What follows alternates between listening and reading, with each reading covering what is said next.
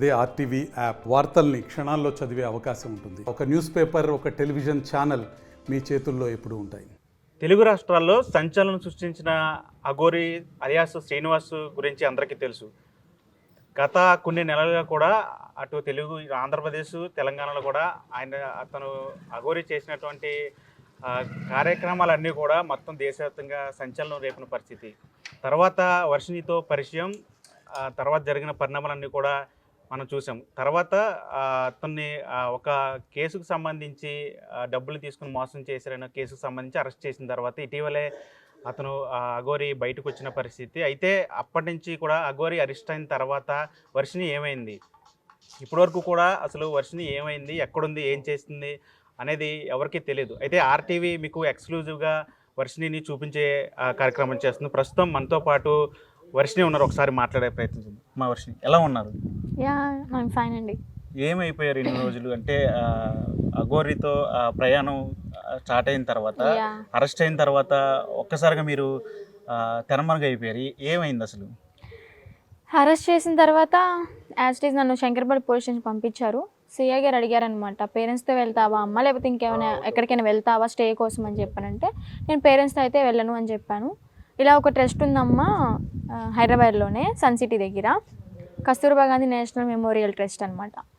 అతను అలా జైలుకి వెళ్ళడం, నేను ఇలాగ ఆ ట్రస్ట్కి వెళ్ళడం జరిగింది. నేను ఆ 6 months అక్కడే ఉన్నాను. రీసెంట్గా 4 days బ్యాక్ ఇంటికి వచ్చాను అనమాట. సో ఇప్పుడైతే పేరెంట్స్తో ఆల్ ఓకే అండి, అంతా బాగానే. ఒకసారి మాట్లాడదాం. అసలు మొదట మీకు అఘోరి శ్రీనివాస్ ఎలా పరిచయం అయ్యారు? ఎలా అంటే యాజ్ ఇట్ ఈజ్ మా ఊరు వచ్చారు. వచ్చినప్పుడు ఒక హల్చల్ చేశారనమాట. బట్టలు లేకుండా ఉంటారు కదా, హల్చల్ చేశాడు. అలాగే మా బ్రదర్ ఆ సిచ్యువేషన్లో, అంటే ఆ గొడవ జరుగుతున్న సిచ్యువేషన్ దగ్గర ఉన్నారు. నాకు కాల్ చేస్తే నేను అప్పుడు ఇంట్లోనే ఉన్నాను. ఇలా ఒక లేడీ అఘోరి వచ్చింది, ఇలా హల్చల్ చేస్తుంది, బట్టలు వేయాలి అంట అని చెప్పానంటే వెళ్ళాను. అలాగే ఒక టవల్ అనేది కప్పాను, ఇంటికి వచ్చేసాను యాజ్ ఇట్ ఈజ్ అంతే. మళ్ళీ సెకండ్ టైం వచ్చినప్పుడు టోల్గేట్ దగ్గర ఏదో కార్ రిపేర్ అని చెప్పని టోల్గేట్ దగ్గర ఆగిపోయాడు. అది కూడా మా అన్న కాల్ చేసి, మా అన్న అప్పుడు ఊరో లేడు, సూర్యాపేటలో ఉన్నాడు, నేను అవైలబుల్లో ఉన్నాను అనమాట. అప్పుడు నాకు కాల్ చేసి ఇలా కార్ రిపేర్ అయిందంట, వెళ్ళమ్మా ఏంటో చూడు అని చెప్పని అన్నారు. వెళ్ళాను. కార్ నిజంగానే రిపేర్ అయింది. అయితే మా ఇంట్లో ఒక కార్ రిపేర్ అయ్యేంత వరకు స్టే కోసం అని చెప్పని వచ్చారు. అలా షెల్టర్ ఇచ్చామన్నమాట. అంటే ఎన్ని రోజులు అయిందంటే, ఏ టైంలో ఇదంతా జరిగిందంటే అప్పుడే పరిచయం అయ్యారా అఘోరి, లేదంటే గతం నుంచి ఏమైనా పరిచయం? లేదండి, అప్పుడే గతంలో అయితే ఎటువంటి పరిచయం లేదు. తను ఎగ్జాక్ట్లీ మా ఇంటికి వచ్చింది ఎప్పుడు అంటే Jan 9th. ఎందుకంటే నేను అప్పుడు యాంకర్గా చేస్తున్నా సుమన్ టీవీలో. మార్నింగ్ సంక్రాంతి సంబరాలు ఈవెంట్ చేసేసి మూవీకి వెళ్ళి అలా వస్తున్నప్పుడు మా అన్న కాల్ చేశాడు. అలా వెళ్ళి ఇంటికి తీసుకురావడం జరిగింది. ఆ టైంలో వచ్చానమాట. వచ్చి ఒక 1 week ఉన్నారు. ఆ 1 weekలోనే తను ఇంకా చెప్పానమాట, నేను ఇలాగ చిన్నప్పటి నుంచి అమ్మవారంటే ఇష్టము, ఇంట్లో నుంచి వెళ్ళిపోయాను, ఇంకా ఇలాగ ఆపరేషన్ చేయించుకుని అమ్మవారి రూపంలోకి వచ్చాను, అది సాధన చేశాను, కేదార్నాథ్లో ఉంటాను అని చెప్పారనమాట. అవి ఎవరైనా సరే అతని గురించి. మీరు సోషల్ మీడియాలో కూడా చూసాము, యాక్టివ్గా ఉంటారు, రీల్స్ చేస్తూ ఉంటారు, ట్రెండీగా ఉంటారు. కానీ అఘోరి చెప్పిన మాటలు ఏ విధంగా మీరు అటు మారాల్సి వచ్చిందంటే, దైవత్వం వైపు మారాల్సి వచ్చింది, అఘోరికి శిష్యురాలుగా మారాల్సి వచ్చింది, ఎలాంటి మాటలు చెప్పి మిమ్మల్ని మార్చేది? ఫస్ట్ ఆఫ్ ఆల్ దైవత్వం అంటే నేను ఇంకా అలా డీప్లోకి వెళ్ళిపోతాను అనమాట. అదొకటి మైనస్ పాయింట్ అయ్యింది అక్కడ. సో తను చెప్పిన మాటలు కొంచెం ఎలా అంటే డీప్గా మాట్లాడతాడు అనమాట. ఆ మాటలకి మెస్మరైజ్ అయిపోవాలి. ఎలాంటి మాటలు చెప్పేవాళ్ళు? అంటే ఏదైనా దేవుళ్ళ కథలు చెప్పేవాళ్ళ, లేకపోతే? దేవుడి కథలని కాదు, ఇలాగా నా దగ్గర ఇన్ని శక్తులు ఉన్నాయి, ఇలా నాకు ఇన్ని డబ్బులు వస్తాయి పూజకి వెళ్తే అని చెప్పడము. అలాగా ఇంకా పర్సనల్గా అంటే ఆ మాటలు నేను చెప్పలేను, మీరు అర్థం చేసుకుంటారని చెప్పి అనుకుంటున్నాను. అలా మాటలు చెప్పి తీసుకెళ్ళడం జరిగింది అనమాట. అని ఎన్ని రోజులు అప్పుడు మీ ఇంట్లో కూడా ఉన్నారు అఘోరి? ఎన్ని రోజులు ఉన్నారు? ఏమేం చేసేవారు? ఫస్ట్ టైం వచ్చినప్పుడు అయితే 1 week ఉన్నారు. సెకండ్ టైం అయితే 15 days ఉన్నారు. పైన మాకు ఒక రూమ్ ఉందన్నమాట, ఆ రూమ్ ఇచ్చాము అతనికి. ఉన్నాడు, బీర్ తెప్పించుకోవడం, తాగడం, సిగరెట్స్ తాగడం, చికెన్ తినడం, అలాగా మమ్మీయే వండి తెచ్చేవాళ్ళు. మా చిన్నన్నయ్య హర్ష అన్నయ్య తెచ్చేవాళ్ళు అనమాట. అంటే అఘోరి అంటేనే మద్యం, మాంసం అలా అనుకుని మేము తెచ్చేవాళ్ళం.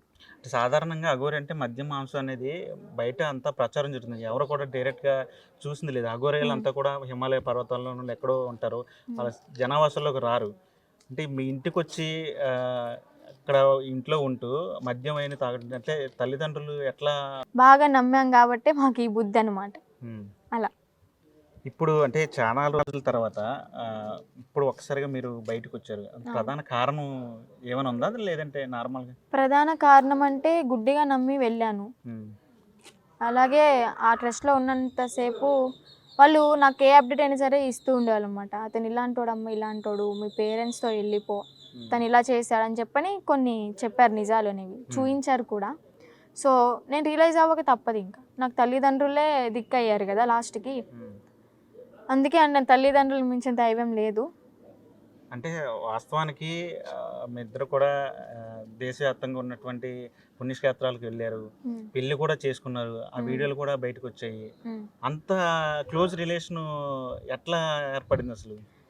పెళ్ళి అంటే పెళ్ళి గురించి నేను ఎత్తలే ఫస్ట్ ఆఫ్ ఆల్. తను నన్ను ఫోర్స్ చేస్తాడు మ్యారేజ్ చేసుకుందామని చెప్పని.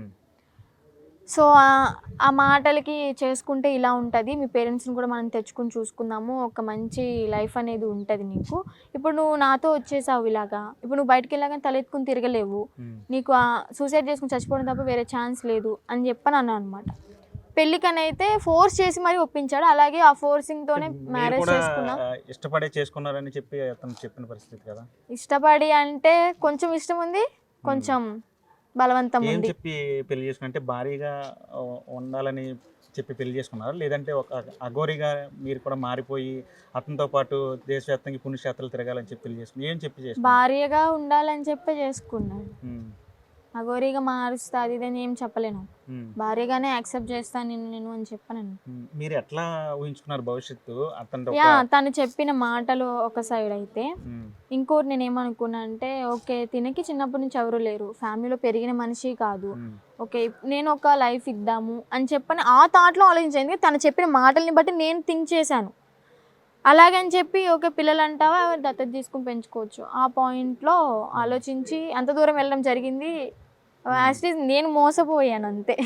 అంటే ఫ్యామిలీ గురించి చెప్పలేదా? అతనికి ఫ్యామిలీ ఉంది, కుటుంబం ఉంది. ఈ అఘోరి బయటకు వచ్చిన తర్వాత వీడియోలను బయటకు వచ్చినప్పుడు వాళ్ళు కూడా మాట్లాడిన పరిస్థితి, మీకు ఆ విషయాలన్నీ చెప్పలేదా ఫ్యామిలీ గురించి? అదంతా ఎప్పుడు తెలిసిందంటే నేను తనతో వెళ్ళిపోయాను కదా సెకండ్ టైం, అప్పుడు తెలిసింది నాకు ఫ్యామిలీ ఉంది అది ఇది అని చెప్పారు. ఫ్యామిలీ దగ్గర కూడా తీసుకెళ్ళాడు, చూపించాడు కూడా. వాళ్ళ ఫ్యామిలీ కూడా యాక్సెప్ట్ చేశారు ఇలా పెళ్లి చేసుకుంటాము అది ఇది అంటే. ఇప్పుడు మీలో ఆ మార్పు ఎందుకు వచ్చిందంటే? నేనైతే వాళ్ళ ఫ్యామిలీని అయితే ఏమన్నండి, తప్పు చేసింది తినైతే వాళ్ళ ఫ్యామిలీ నేను ఎందుకు అనాలి, అంతే కదా. వాళ్ళ ఫ్యామిలీ గురించి అయితే నేను మాట్లాడను.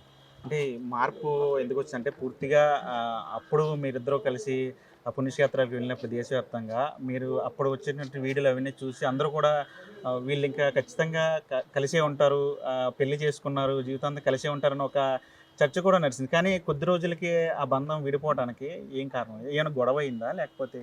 గొడవలు అలాంటివి ఏం లేవండి. తన గురించి నిజాలు తెలిసి నేను రియలైజ్ అయ్యాను అంతే. కర్మ అనేది ఎవరైనా అనుభవించాల్సింది. అలాగే నా కర్మ ఆ టైంలో వచ్చింది, నేను అనుభవించాను, ఇప్పుడు బయటపడ్డాను అంతే. ఎలాంటి నిజాలు తెలిసినాయి మీకు అంటే అతని గురించి? తనకేదో 3 పెళ్ళిళ్ళు అయినాయి అని చెప్పని, అలాగే సెక్సువల్ హారాస్మెంట్ చేశానని చెప్పని, తనకి ఆ పార్ట్ అనేది డ్యామేజ్ అవ్వడం వల్ల ఆపరేషన్ చేయించుకొని ఈ రూపంలో అంటే ఈ వేషంలో బయటకు వచ్చి ఇలాగా పేరు తెచ్చుకున్నాడు అని చెప్పని అలాంటి నిజాలు తెలిసింది. సో అంటే అప్పుడు ఒక ఆడపిల్లని అంత ఇదిగా చేసినప్పుడు నేను ఒక ఆడపిల్ల గురించి ఆలోచించాను కాబట్టి నన్ను కూడా రేపొద్దున అంతే చేయొచ్చు కదా.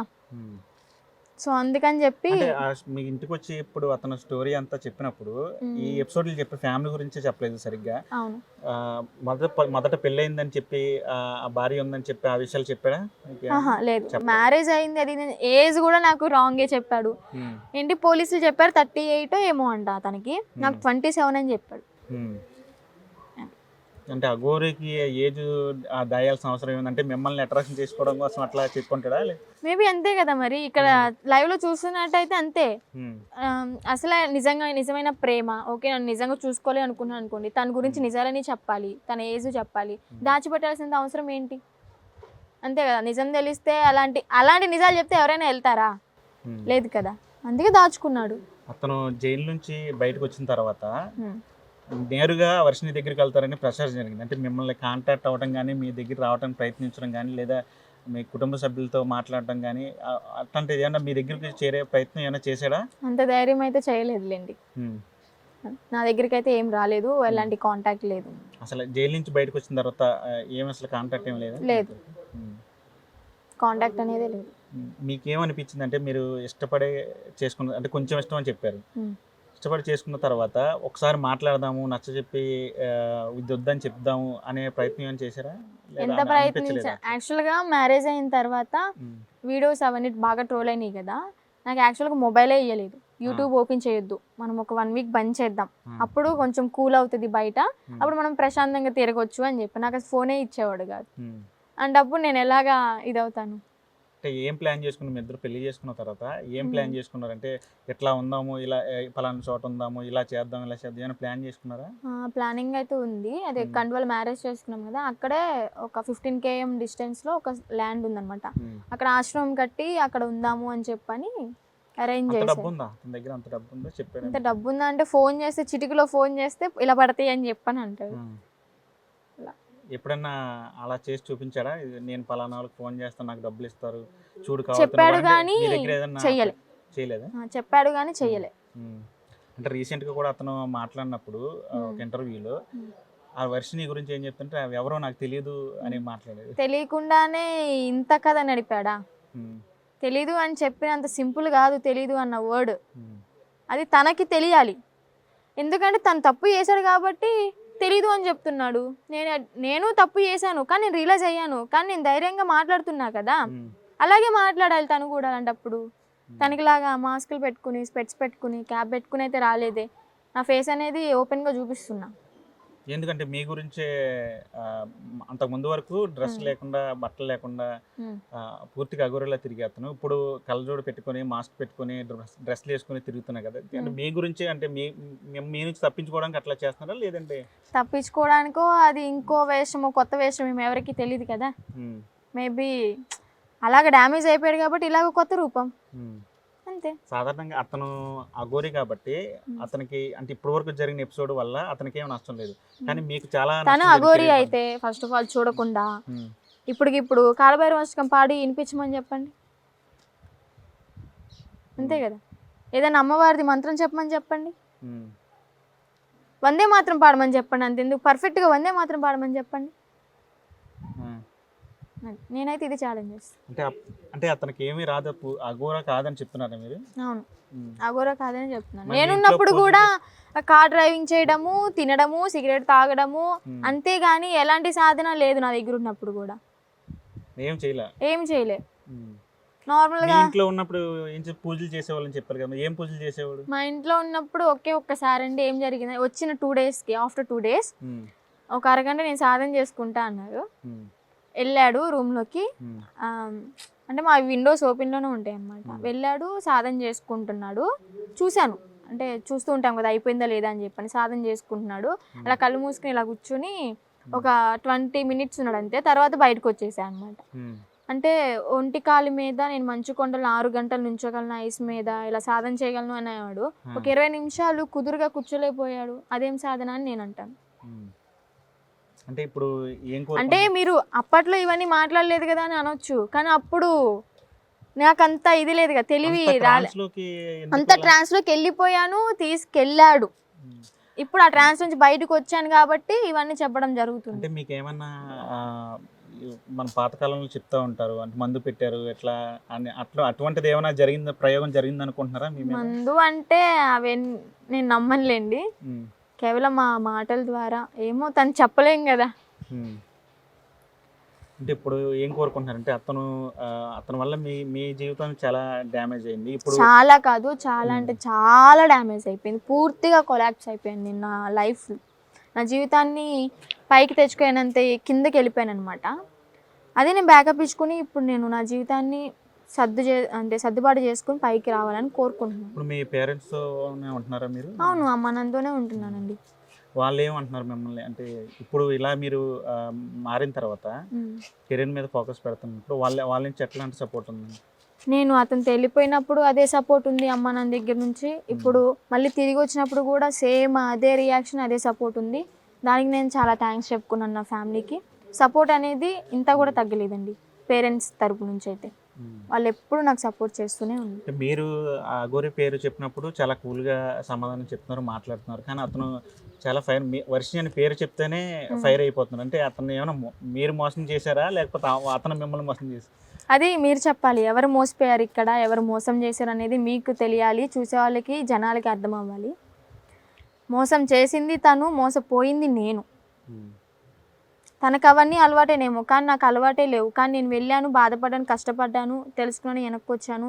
వాళ్ళ పేరెంట్స్ గురించి మాట్లాడుతున్నాను, నా పేరెంట్స్కి అన్యాయం చేశాను అంటే నేను చేసింది నా పేరెంట్స్కి నేను మంచి చేశానా? మంచి పేరు తెచ్చాను నా ఫ్యామిలీకి? లేదు కదా. నేను అదే చెడ్డ నేమ్ తెచ్చాను మా ఫ్యామిలీకి, తలెత్తుకునేటట్టు చేశాను ఊర్లో. ఎక్కడా కూడా ఎక్కడైనా బయటకు వెళ్తుంటారే వర్షిణి వాళ్ళ మమ్మీ డాడీరా అని చెప్పాను, అదొక బ్యాడ్ నేమ్ తెచ్చేసాను నేను. ఏమీ సన్మానాలు చేసేంత గొప్ప పేరు అయితే తీసుకురాలేదు నా పేరెంట్స్కి. సో దీన్ని బట్టి అర్థం చేసుకోవాలి జనాలంతా ఎవరు మోసపోయారు అనేది. ఒక మాట అంటే మీరు బాధపడినంటే ఆ ప్రశ్న అడుగుతాను. చెప్పండి. అఘోరిని కేవలం ఒక ట్రాప్ చేసి అతని దగ్గర డబ్బులు వసూలు చేద్దాం అనే ఒక కాన్సెప్ట్తోనే అతన్ని ఇంట్లోకి పిలిపించి ఇదంతా చేశారు. అది వర్కౌట్ అవ్వకపోవడంతో ఇప్పుడు ఇలా జరిగిందని ఒక చర్చ కూడా వస్తుంది. దానికి ఏమైనా సమాధానం? నాలుగు ఎటు తిరిగితే అటు మాట్లాడుతుంది. ఏం మాట్లాడాలి అని చెప్పని డిసైడ్ అయితే అది నోట్లోంచి ఇలా వచ్చేస్తుంది అన్నమాట. ఎవరో మాట్లాడింది మీరు నమ్మొద్దు. ఇక్కడ జరిగింది ఏంటంటే నేను డబ్బు చూసి ఏం వెళ్ళలే. ఎందుకంటే నేను చిన్నప్పటి నుంచి డబ్బులో నన్ను పెంచిన అన్న చిన్నప్పటి నుంచి నన్ను డబ్బులోనే ఏదైనా సరే రిచ్గానే ఇప్పించాడు, రిచ్గానే తిన్నాను, రిచ్గానే పెరిగాను కూడా. అలా పెరిగిన పిల్లని బాత్రూమ్ కూడా సరిగ్గా లేని అతనితో, అంటే బాత్రూమ్ వెళ్ళడానికి కూడా నాకు ప్రాబ్లమే. అతనితో వెళ్ళాను అంటే ఆ డబ్బు చూసి వెళ్ళానా? డబ్బు ఆశించి నేను వెళ్ళానా? లేదా నిజంగా మనస్ఫూర్తిగా నమ్మి నేను వెళ్ళానా? అంటే ఏ ధైర్యంతో అతనితో పాటు అన్ని రోజులు దేశవ్యాప్తంగా వెళ్ళారు? అంటే అక్కడ ఎలాంటి ఇబ్బందులు పడ్డారో అతను కేర్ చేసేవాడు అక్కడ? ఇబ్బంది అంటే చూసుకోవడం అయితే బాగానే తిండి పెట్టాడు బాగానే. కానీ జర్నీ టైంలో కొంచెం ఇబ్బంది అయ్యేది. అంటే లేడీస్ కదా, లేడీస్ ప్రాబ్లమ్స్ ఉంటాయి, అవి అర్థం చేసుకోండి. సో కొంచెం కష్టంగానే నడిచింది అనుకోండి. అంటే నాలా పరిచయంలో అంటే మీకు ఏదన్నా గిఫ్ట్లు కానీ బంగారం కానీ అట్లాంటివి ఏమైనా ఇచ్చలే? లేదు, అలాంటివి ఏం లేవు అసలు. నేను ఎక్స్పెక్ట్ కూడా చేయలేదు. అలాంటి నేను ఫోన్ చేస్తే లక్షలు వస్తాయని చెప్పినప్పుడు మిమ్మల్ని భారీగా చేసుకుని అంత ప్రేమ ఉన్నప్పుడు ఎందుకని మీకు అలాంటి కనీసం గిఫ్ట్లు కూడా ఎందుకని ఇవ్వలేదు అనుకుంటున్నారు మీరు? తినడానికి తనకే లేదు, ఇంకా నాకేమి ఇస్తాడండి? తీసుకెళ్ళాలి, ఏదో చేయాలి అనుకున్నాడు. సో ఏదో అయ్యింది, ఒకటి అనుకుంటే ఒకటి జరిగింది. ఏం చేయాలనుకున్నాడు అతను? ఏదో చేయాలంటే తను ఏమనుకున్నాడు తన మనసులో నాకేం తెలుస్తుంది? నా దగ్గర నటించాడు, కానీ తన రియల్ ఫేస్ ఏంటో నాకు తెలియదు కదా. ఇప్పుడు బయటపడుతుంది తన రియల్ ఫేస్ ఏంటి అనేది. ఫైనల్గా లీగల్గా అయితే ఒక రియాక్షన్ ఇవ్వాలి తనకి. నేను ఖచ్చితంగా తొందరలోనే తీసుకుంటాను. దానికే జరుగుతుంది వర్క్ అంతా. సో తనకైతే ఒకటే చెప్తాను, నా జోలికైతే రావద్దు. నా పేరెంట్స్ గురించి కానీ నా గురించి కానీ ఏ మీడియాలో అయినా సరే మాట్లాడితే మామూలుగా ఉండదు. సో నేను ఏ విధంగా తీసుకోవాలి రియాక్షన్ అనేది తీసుకుంటాను. మాటలు కాదు, నీకులాగా నేను మాటలు అయితే చెప్పను, చెప్పింది చేస్తాను, చేతల్లో చూపిస్తాను అంతే. నా జోలికైతే రాకు. అది గిది అని మాట్లాడితే మాత్రం, రెస్పెక్ట్ లేకుండా మాట్లాడితే మాత్రం చీల్చి చెండాడుతా, అర్థమైందా? నీకే అల్లూరి శ్రీనివాస్. నా జీవితంతో ఆడుకుంది చాలు, ఇక నుంచి అయినా సరే మంచిగా ఉండి బుద్ధిగా ఉండు, కానీ ఎవరిని మోసం చెయ్యకురా, ఓకేనా? ఆడపిల్లల జీవితాలతో అసలు ఆడుకోకు. ఇదే నేను నీకు ఇచ్చే వార్నింగ్. తెలుగులో ఫాస్టెస్ట్ న్యూస్ ఇప్పుడు కొత్త అవతారంలో 5 సెకండ్లోనే పూర్తి వార్తా సమాచారం మీ చేతిలో. సోషల్ మీడియా ట్రెండ్స్ మీ కళ్ళ ముందుకే live TV and voice search ఆప్షన్స్తో ఇప్పుడే డౌన్లోడ్ చేయండి. యాప్ లింక్ డిస్క్రిప్షన్లో ఉంది.